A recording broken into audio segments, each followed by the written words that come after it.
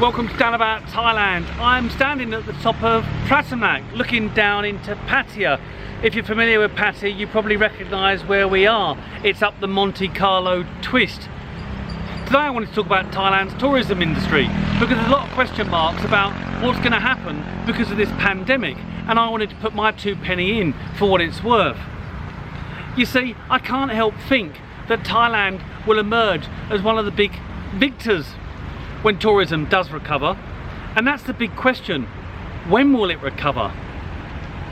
Now, Thailand has emerged as one of the safest countries in the world. I think when you look at some of the statistics, it comes in number 2 with someone like New Zealand above them.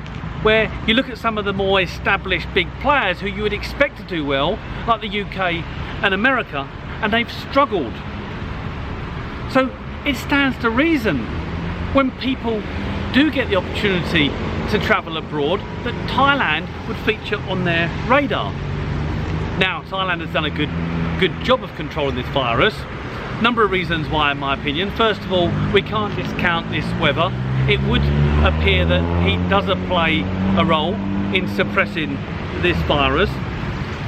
And then when you look by contrast at some of these so-called leading countries like the Americans and the Brits, when they were slow to react, slow to lock down, people weren't wearing masks.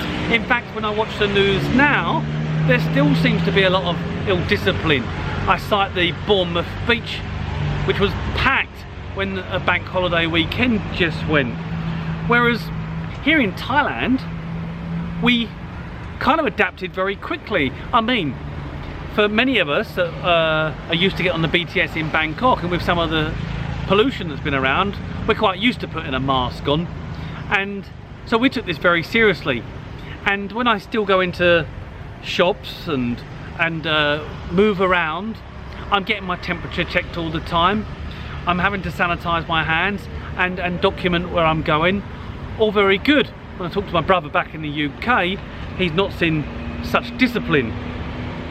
You know, I must admit though, I locked down on Koh Chang, and there were times when I felt a little bit of a social leper just by virtue of being a Farang, and it wasn't uncommon to go near some of these resorts to get a Farang, COVID, stay away. But that's just down to just some misconceptions about the fact that foreigners must all have it because they're the ones that brought COVID into the country. But we'll give them the benefit of the doubt there. Now, there's been more excellent initiative to come from Thailand through the Tourism Authority of Thailand, and it's through a health and safety initiative under the banner of Amazing Thailand Safety and Health Administration. Little bit long, but basically they award hotels and those working in the travel industry certification, which they'll promote if they reach certain sanitisation excellent standards. And believe it or not, Thailand is only one of 2 countries in Asia that will do this. Singapore, that highly developed, sophisticated country in this region, is the second. So hats off to Thailand. I think they're gonna do well from this, because when you think about travellers and when they've got the choice of travelling again with a little bit of nervousness, you know, let's not forget that there's going to be some change to consumer behaviours here. You can't just forget about what's happened because the lockdown has been too long. And I read somewhere that you can change your consumer behaviour on as little as 7 days. So really, we've embedded some disciplines here. So people are going to be looking for places to go. Firstly, Thailand, one of the best countries statistically for controlling the virus. And secondly, they're reassuring tourists with hygiene standards. It just sounds like a winning formula for me. Now, you need to ask yourself what happens again once these countries recover from COVID. After a month of lockdowns, it must be hugely stifling not to be able to get out, not even to go and see your friends and families, that when you are allowed to travel internationally, whatever the financial issues and stresses that have been placed on you as an individual, you're going to want to go and have a break. And I can see millions wanting to get away for a good holiday, and Thailand just ticks so many boxes. You know, I mentioned earlier, people have lost their jobs through this and had their earnings compromised, but many have not also. My brother in the UK, self-employed, and the UK over the last, what have I got here, 4 months have given him 2 payments of £5,000 each. That's £10,000.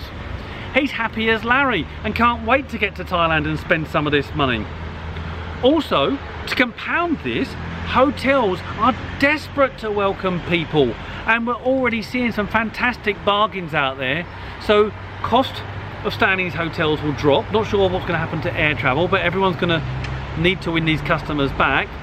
People feeling stifled and restricted for so long are going to want to come and relax. We're better than Thailand with some of the best hygiene standards re-COVID. And you've got the tropical sun, world-class beaches, and come on, those warm Thai smiles get you every time, don't they? I think Thailand is going to be mobbed. But the big question, and the only question, is when? Until next time.